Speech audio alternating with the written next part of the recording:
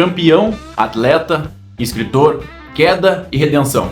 Um dos físicos mais lembrados e marcantes das décadas de 60 a 80. Confira só essa história de Denis Tinerino. Alto, simétrico, extremamente musculoso, Denis chamava atenção por algo raro na sua época. Ele tinha 1,87 m de altura, um cara extremamente alto e com mais de 100 kg em competição. Ele lembrava um pouco o físico do Arnold, né?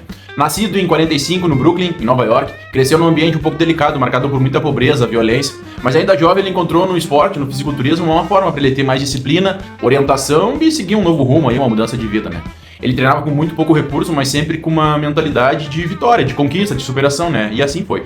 O Denis, ele faz parte da segunda geração do fisiculturismo ali, dividindo o palco e a época com alguns dos maiores nomes das lendas que moldaram essa chamada Era de Ouro, tá? Ao longo da carreira, ele conquistou diversos títulos de enorme relevância, como Mr. Universe em 68, 75, 80 e 81, Mr. Mundo, Mr. World em 71, Mr. América em 78. Denis também competiu no Mr. Olímpia, alcançando o 6º lugar em 77. Enfrentando naquela época ali os maiores nomes do período, né? E essa foi a sua única participação no maior evento de bodybuilding do mundo. Além dos palcos, Denis também deixou uma grande história aí como escritor, educador, foi autor de diversos cursos e materiais sobre treinamento e filosofia de musculação, abordando desde volume e força até estratégias específicas de braços, pernas, troncos.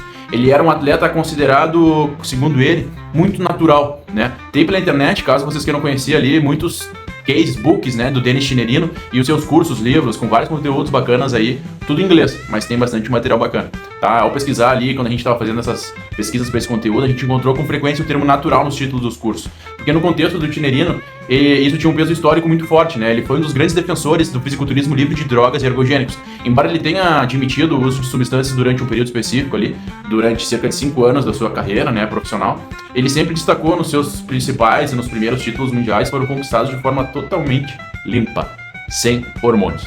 Com esse físico aí, o que tu acha?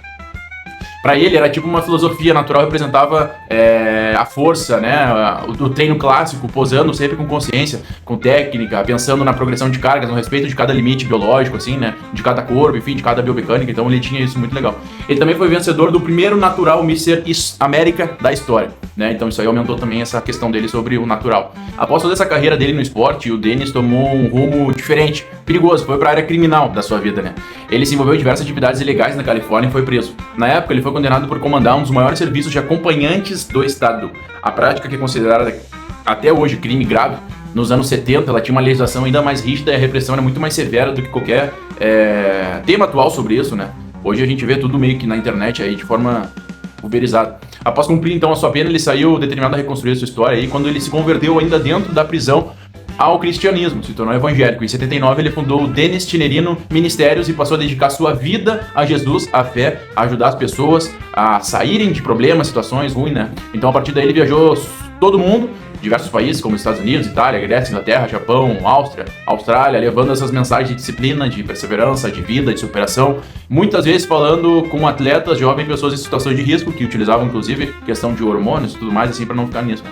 Os seus testemunhos ganharam ainda mais força nos relatos impressionantes de sobrevivência. Ele teve na sua carreira aí diversas superações, como por exemplo ele sofreu um acidente de avião, de carro, escapou de 2 tentativas de assassinato nessa época aí, dos crimes que ele está envolvido, né? São matadores de aluguéis da época, porque ele está envolvido também com o crime organizado da região, então foi um grande problema.